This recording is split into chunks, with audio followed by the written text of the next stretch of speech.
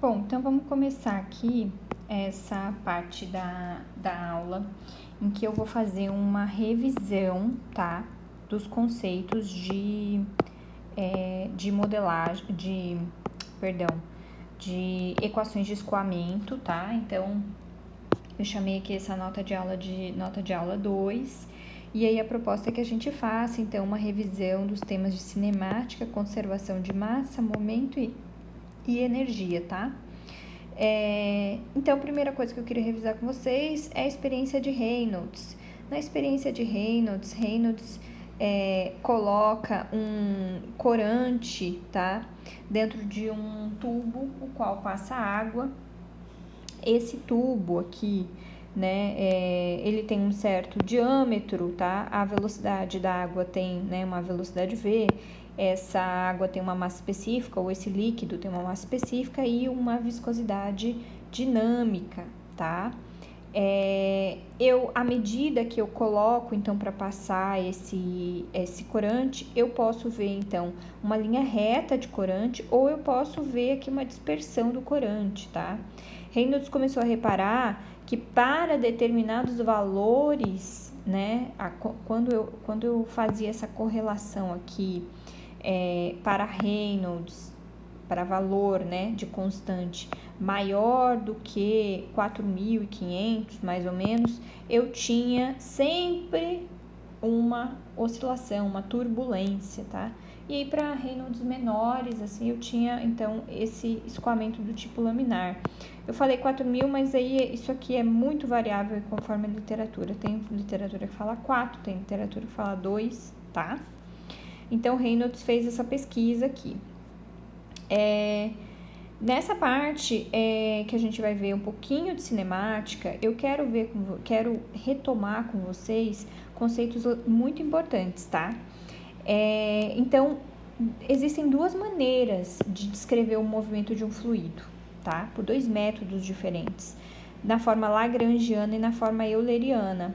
Então, Lagrange propõe que a gente tenha, então, um vetor que tenha um pedaço referente à distância em x, outro pedaço referente, então, à distância em y, e aí em relação ao tempo, z, e eu tenho aqui uma parte em que eu tenho o tempo independente de qualquer uma dessas distâncias, tá? Euler já propõe uma coisa, um vetor que tenha todas essas variáveis todas juntas, tá? Então, a análise de escoamento de Euler é mais adequada, porém é muito difícil de identificar e seguir as partículas fluídas ao longo de sua trajetória, tá? Porque as medidas das propriedades são, em geral, mais facilmente realizadas em pontos fixos no campo de escoamento, tá? Então, pensa numa dispersão, né? A gente tem essa ideia aí. Então, um exemplo que pode ilustrar essas duas correntes de movimento é uma empresa de engenharia que contrata para o fluxo, para dar recomendação de como melhoraria um fluxo de trânsito de uma cidade grande. A firma de engenharia tem duas alternativas: ou contratar estudante universitário para andar de automóvel pela cidade, registrando as observações observações apropriadas, que seria então o método de Lagrange, tá? Eu coloco várias pessoas em várias direções observando.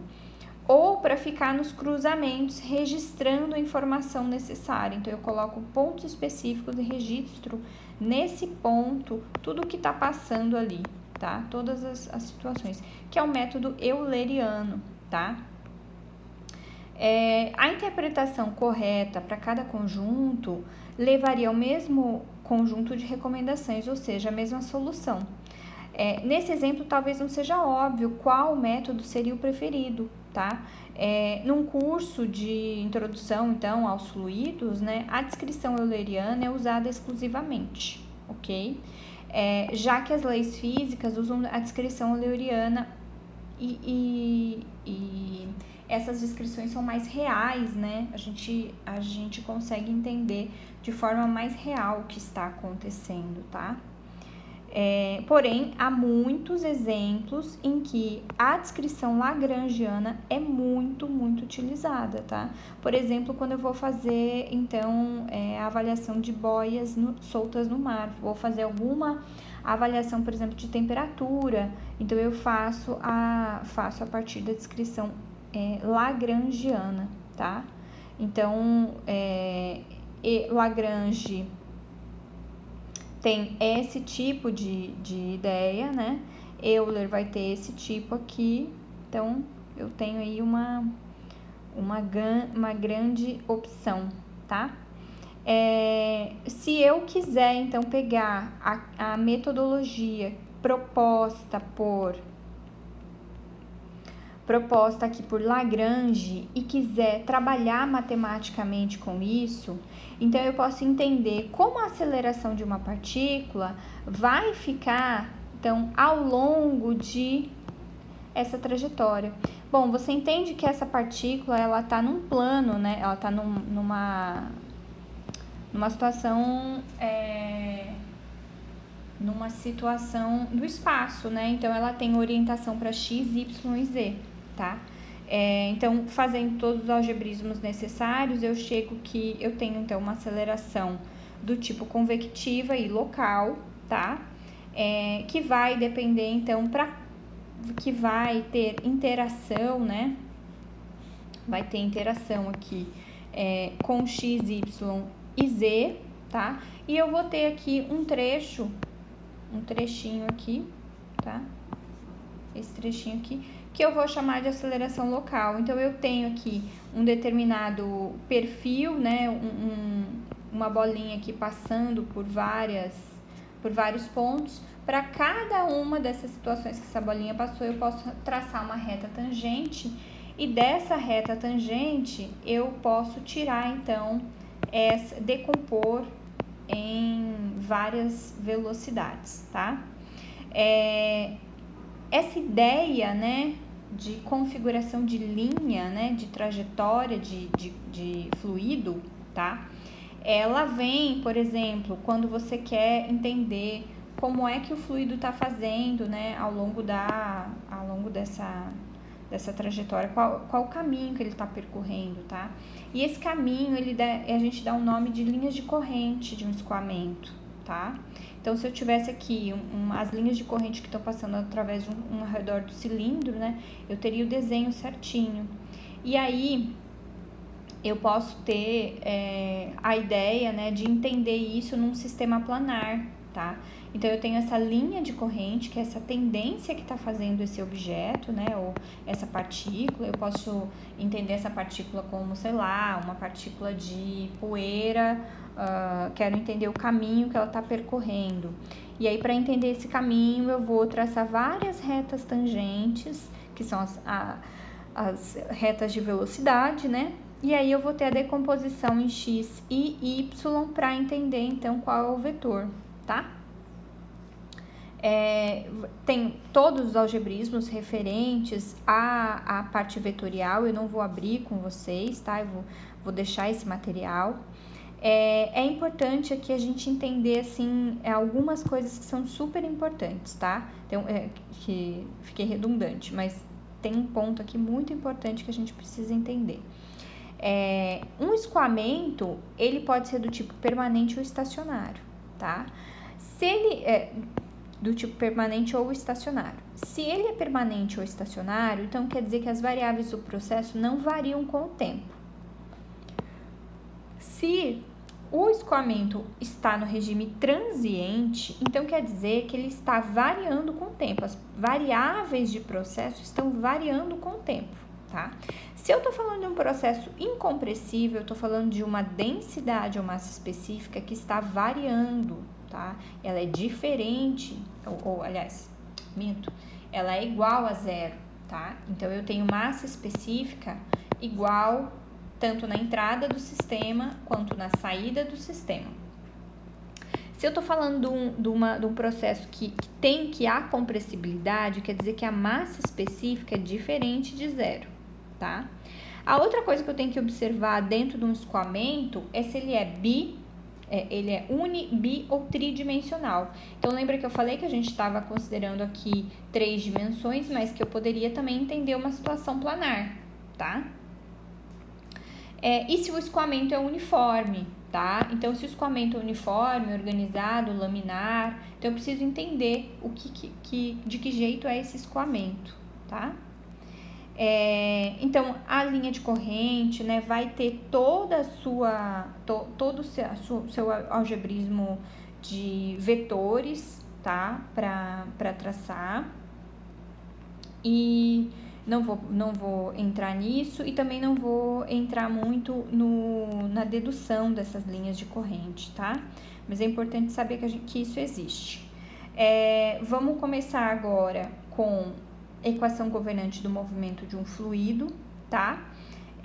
A gente vai, então, fazer aqui, vai entender esse problema conforme a abordagem euleriana. Como eu já tinha comentado em várias outras ocasiões, a gente tem como fazer o entendimento de um problema do ponto de vista de inventário de massa, né, do ponto de vista do inventário da quantidade de movimento e do inventário de energia, tá? Então, a gente sempre fala que essas equações governam o mundo, tá? De uma maneira geral, a equação geral de inventário seria o fluxo líquido de alguma coisa entrando, menos saindo, igual a taxa da variação do que está lá dentro do volume de controle, tá? Para o inventário de massa, a gente eu vou começar, né, deduzindo a partir de duas considerações. Que o fluido é incompressível, ou seja, a massa específica é constante, tá? E que o regime é permanente, ou seja, eu não tenho aceleração, eu só tenho, então, uma situação de velocidade, tá? Eu sei que eu tenho, então, um volume de controle que tá aqui em roxinho, tá? Vai passar por esse volume de controle uma certa massa aqui, ó, nessas linhas de corrente, tá? Esse volume de controle, eu vou entender que, hipoteticamente, ele tem o volume total, tá? Deixa eu pegar aqui. O volume total dele é dx vezes dy vezes 1, tá? Aqui é um dy vezes 1. Eu vou fingir que z, ele tem a espessura de 1, ok? Ele tem a espessura de 1, o valor 1, tá? Eu sei que massa específica é massa sobre volume, ok? E a massa, e aí se eu dividir pelo tempo em cima e embaixo, eu tenho que vazão mássica igual a massa específica vezes vazão volumétrica, tá? E se eu reentender essa vazão volumétrica, eu posso então traduzir isso em velocidade vezes área, ok? O fluxo de massa entrando menos o fluxo de massa saindo igual a 0. Por que isso? Porque eu tô falando que eu tenho um regime permanente, tá? Tô falando do regime permanente, eu não tenho acúmulo ali. Eu tô ali com um equilíbrio. Então, se eu entender que eu tenho alguma coisa com uma velocidade U entrando por aqui, tá? Por aqui, por baixo, eu tenho outra coisa que tem uma outra velocidade V. Lembra que eu comentei que eu vou trabalhar aqui num regime planar, tá? Eu vou trabalhar nesse exemplo no regime planar, em que Y está para cima, X está para o lado, tá? Nessa situação aqui, eu tenho, então, vetores velocidade que estão em direção a X e eu tenho vetores velocidades que estão em relação a Y, tá? Entrou isso. Quanto saiu, tá? Quanto saiu? Saiu V em cima, certo? Se entrou V, tem que sair V. Só que saiu o quê? Saiu um delta, tá? A esse delta, a gente dá o nome de derrom V, derrom Y, vezes diferencial de Y, tá? Esse delta de variação de acréscimo ou decréscimo tá aqui. A mesma coisa aqui para velocidade em x. Então, a velocidade, eu não lembro se eu comentei, mas vou parar agora para comentar. Isso aqui é muito importante, porque daqui para frente, né, a gente vai entender que a velocidade x é igual a u, a velocidade v igual a v, a velocidade em x igual a u, a velocidade em y igual a v, e a velocidade em z igual a w, tá? Então, quando eu tenho um fluido hipotético que está caminhando nas 3 direções, né? Eu vou decompor nas 3 direções, eu vou chamar, ao invés de chamar de Vx, Vy e Vz, eu vou chamar de U, V e W, tá? Só para facilitar a minha vida. Então, se eu considerar esse fluxo máximo entrando, fluxo máximo saindo, e substituir essas velocidades aqui que eu considerei de entrada e saída, então eu posso entrar aqui nessa álgebra. É bom você olhar, refazer essa álgebra para ver se você vai compreender bem. Fazendo toda a álgebra necessária, a gente vai concluir então que, bom, entrada igual a saída, isso aí já era fato, tá? Que a entrada era igual a saída. E aí a gente vai chegar aonde? Na equação da continuidade. Tá? Equação da continuidade, que é a equação de conservação de massa, tá? Que é dρ U sobre dρ x mais dρ V sobre dρ Y, que é igual a zero. Velocidade em x dividido pelo x mais a velocidade em y dividido por y igual a zero, tá? Isso tudo porque a gente considerou, então, uma situação planar. Agora, se eu considerasse uma situação em 3 dimensões, né? Se eu considerasse z, era só acrescentar, era coisa simples, ok? Bom, essa mesma equação, se eu for considerar ela para uma situação em que eu tenho, uma situação hipotética, né? Que eu tenho aqui uma independência de coordenadas, eu posso traduzir isso em um vetor divergente, tá? Eu posso reescrever essa equação aqui em nabla e um produto escalar. Então, vou botar aqui.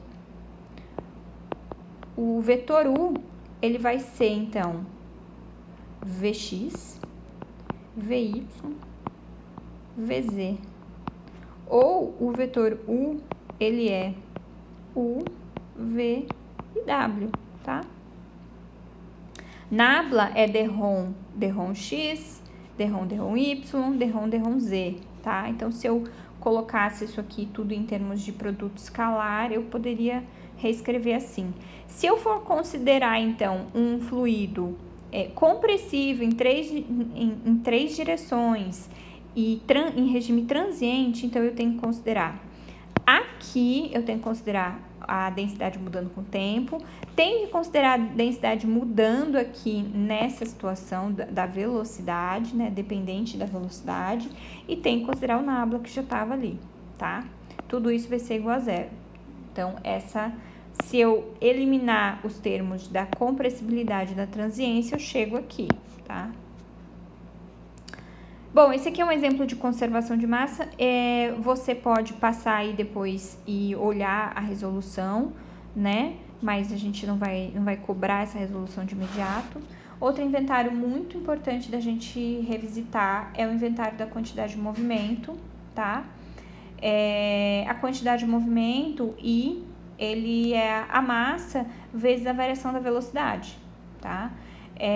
Qualquer corpo tem, então, qualquer corpo que sofre, né, alguma força, ele está submetido, então, a tensões normais ou tensão de cisalhamento, tá?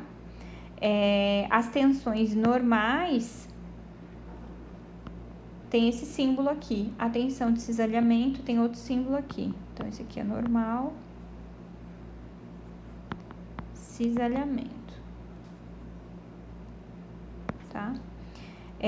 Então, neste corpo aqui, de uma maneira geral, eu posso ter, então, várias forças atingindo esse corpo, e para cada uma dessas forças eu vou ter uma tensão de cisalhamento. Vamos lembrar que tensão normal vai ser uma força normal sobre a área local que eu estou aplicando a força. Tensão de cisalhamento vai ser uma força tangencial dividido pela área, tá? Força tangencial, então, vai fazer 0 grau com a área. Por exemplo, aqui, ó, essa força tangencial aqui, essa força tangencial aqui, aqui também outra força tangencial que tá fazendo tensão de cisalhamento, tá? A partir da segunda lei de Newton, que é a força resultante igual a massa vezes a aceleração, a ideia, então, de que velocidade, então, vai ser uma velocidade hipotética, né? Vai ser uma função de x, y e tempo, tá? Eu posso, então, escrever a aceleração em x, que eu já mostrei ali anteriormente, né? E agora eu posso entender a força resultante que está sofrendo um corpo de acordo com essa aceleração, né, em x, y e z, tá? Então, eu tenho aqui uma tensão normal, que é igual à pressão, tá? Aqui fazendo em cima de um corpo numa situação planar, tá? Numa situação planar. Então, para um plano x, y, tá? Eu tenho aqui uma pressão ou tensão, tá? Pressão ou tensão normal. E vou produzir a partir disso aqui um delta, que vai ter a mesma carinha, lembra do delta anterior? Então, vai ter dρ P dividido pelo dρ Y vezes dρ X dx. A mesma coisa aqui na tensão de cisalhamento, tá? Na tensão de cisalhamento, eu fazendo uma tensão de cisalhamento, se eu faço tensão normal para cá, eu vou ter cisalhamento para o outro lado, tá? Eu vou ter reação ao cisalhamento. E aí, porque esse corpo está na estática, né? Ou supostamente está na estática. Então, a mesma coisa aqui na tensão de cisalhamento. Então, eu vou ter reação no sentido contrário, tá? No sentido contrário aplicado à força, aplicada a força que gera essa tensão de cisalhamento. E eu também vou ter, aqui tá errado, dy, tá? E eu também vou ter aqui a mesma estrutura, tá? Então, se você não tá lembrando, né, da estática, né, que a pressão é força sobre área, uma tensão de cisalhamento vai ser uma força tangencial sobre a área, né, que também a força é massa vezes aceleração. Então, eu posso reescrever toda a tensão de cisalhamento em função de μ, que é viscosidade, e velocidade, tá? Velocidade e viscosidade. Se eu fosse considerar... Aqui. Isso. Se eu fosse considerar... Para cá. Se eu fosse fazer uma consideração, né, daquela equação de força resultante, eu poderia escrever, então, todo o somatório de forças em x, tá? E para todas as x e para todas as outras direções, tá? Em termos de tensão de cisalhamento e tensão normal, porque se a tensão ela é força sobre área, eu consigo então passar para cá multiplicando e isolar a força. E se eu sei que o somatório de forças em x tem que ser igual a 0, ou em y tem que ser igual a 0 e tal, se eu tenho tudo isso escrito, né, se eu tenho tudo isso válido, eu consigo então fazer toda a álgebra necessária para que eu entenda, então, quais são as forças resultantes em X, tá?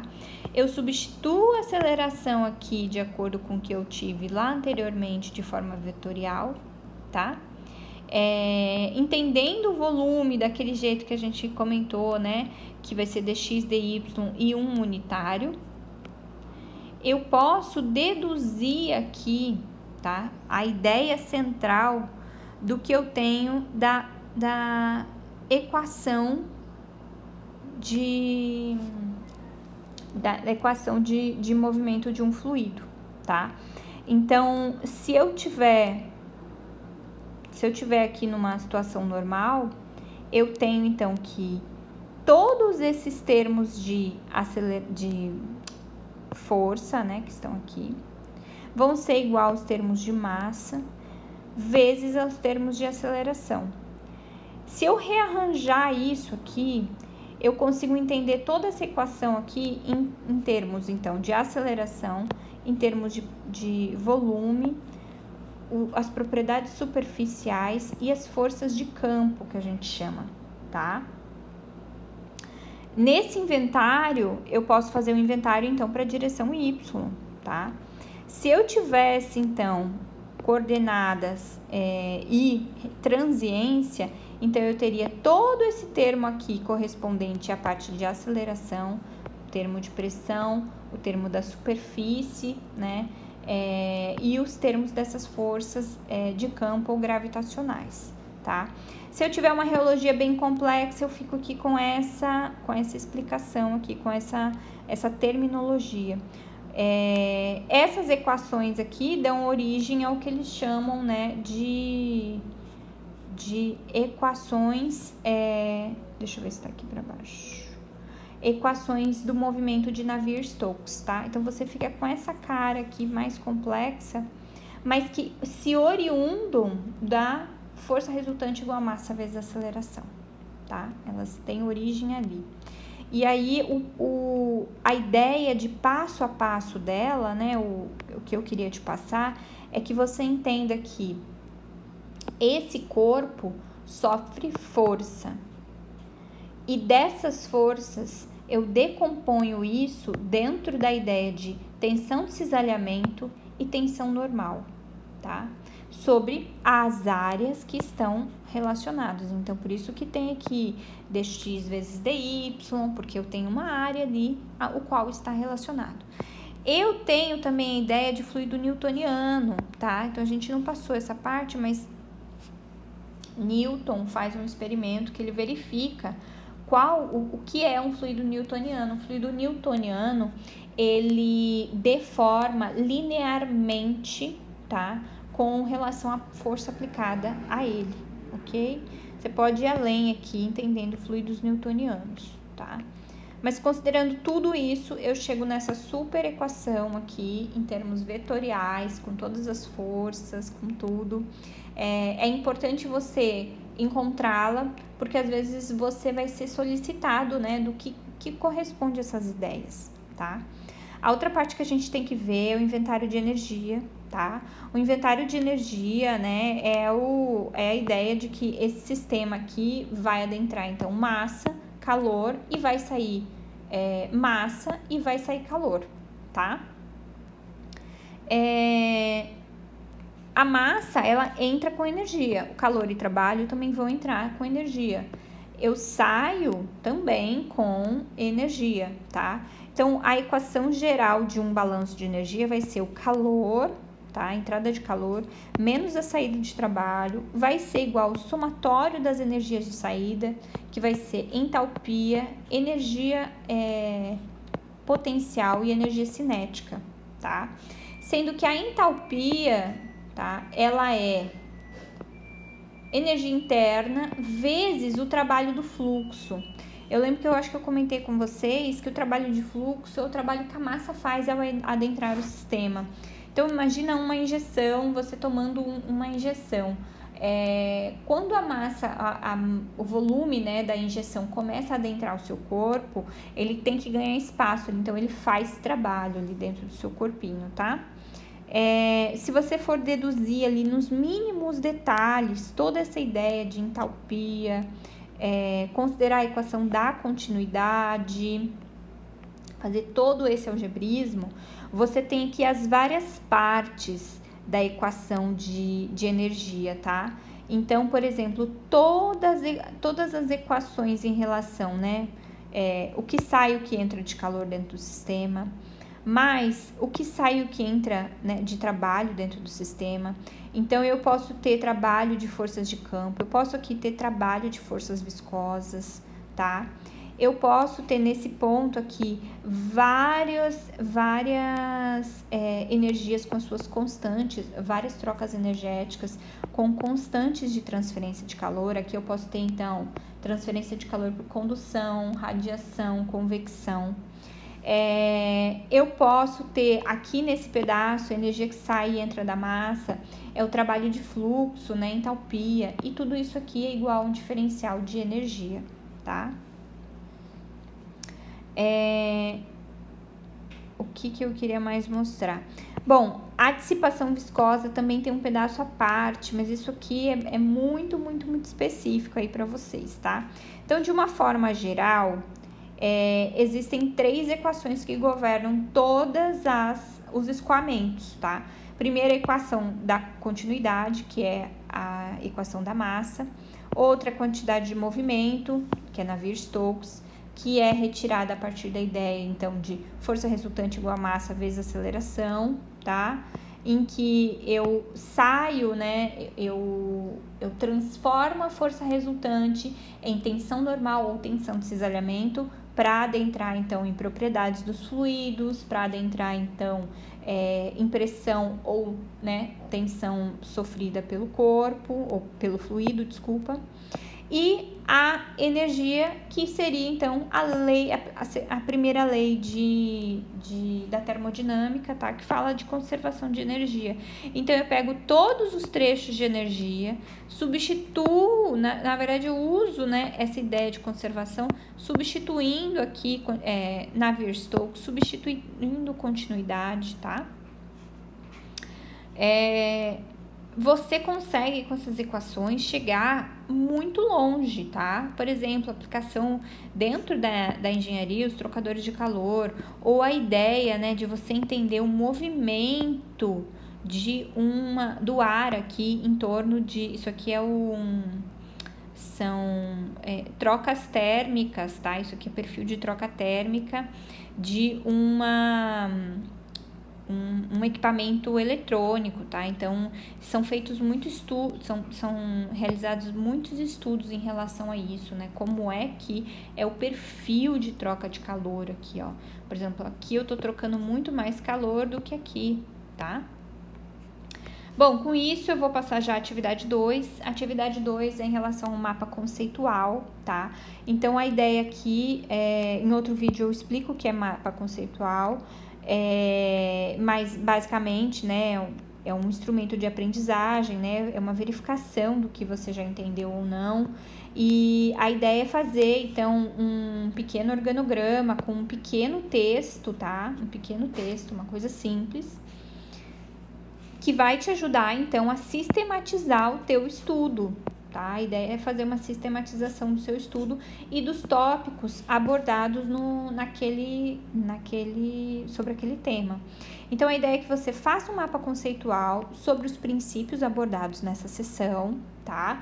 Considerando as definições, indicando equações, simplificações possíveis, tá? Então, aqui tem uma indicação aqui que eu peguei sobre como, aonde fazer, mas no vídeo à parte eu faço mais algumas recomendações. Então, você poderá fazer, então, o seu desenho no seu caderno ou em software, como preferir, tá bom? Muito obrigada e até a próxima!